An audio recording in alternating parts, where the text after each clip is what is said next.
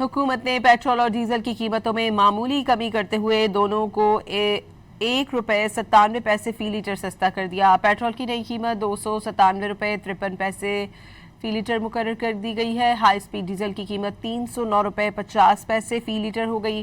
Petrol और high speed diesel की नई कीमतों का इतलाक रात 12 बजे से हो गया।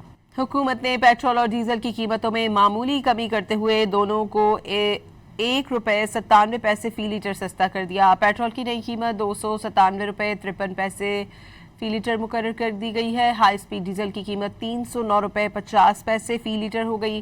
पेट्रोल और हाई स्पीड डीजल की नई कीमतों का इतलाक रात 12 बजे से हो गया।